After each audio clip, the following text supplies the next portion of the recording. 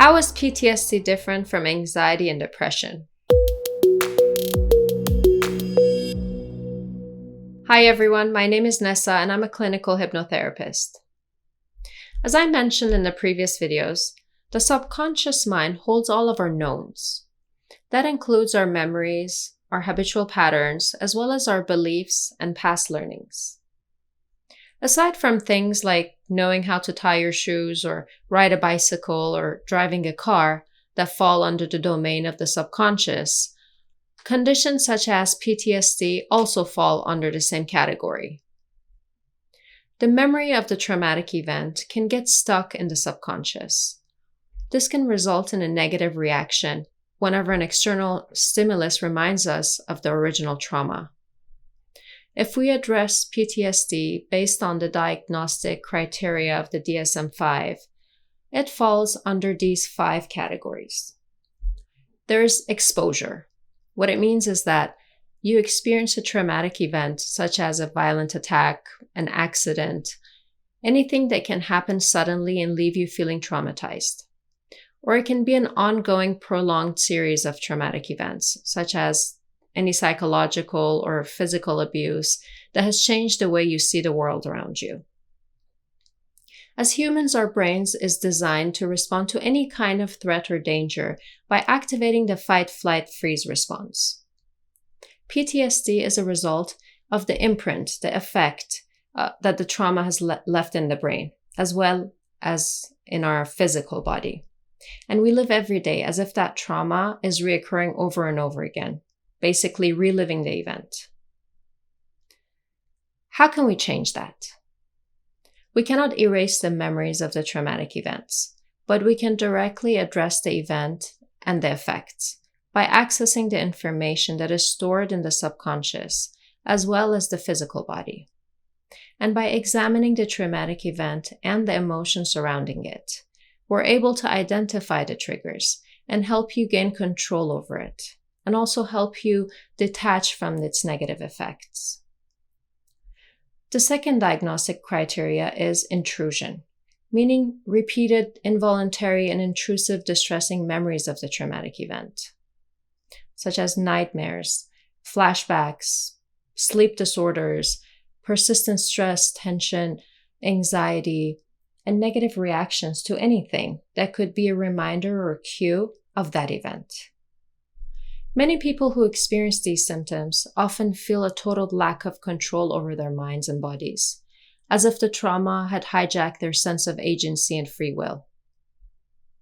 What will help is to link a sense of calm and mastery and your own strengths to the original trauma, and enable you to visualize a happier and healthier future in a healing process that is created by your own mind, and give the brain the tools and experiences to reprogram itself.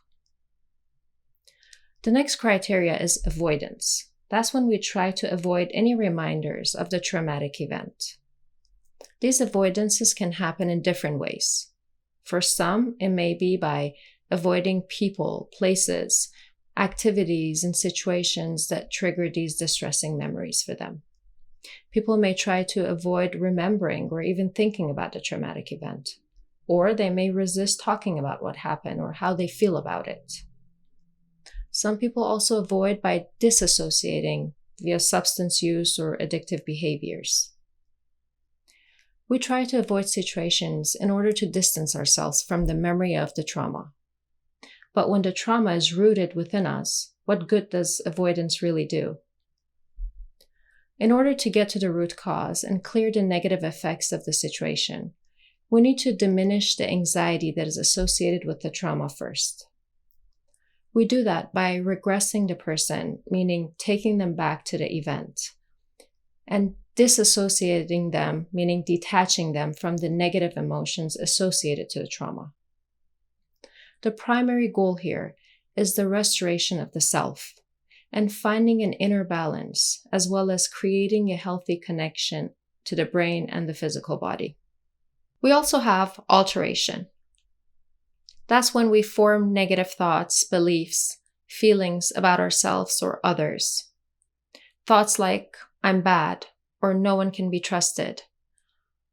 There can also be distorted thoughts about the cause or the effects of the event that can lead to wrongfully blaming ourselves or others. There can also be ongoing fear, anger, guilt, or shame. You may be much less interested in activities that you used to enjoy, feeling detached from others, or being unable to experience positive emotions.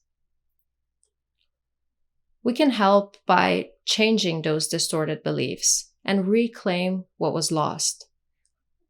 Negative views such as "I'm bad" can be replaced by "I'm good," or any negative thought pattern of self and others can be turned into positive ones. And lastly, there's arousal. A trauma that is left untreated or unresolved can manifest itself in many ways, physically and emotionally, as well as psychologically.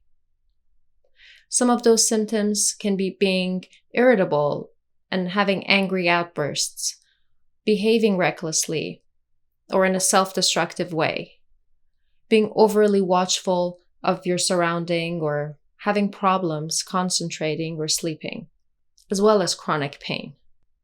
In order to reclaim what was lost, it's good to look at things in the perspective that your body is trying to get your attention by manifesting these symptoms.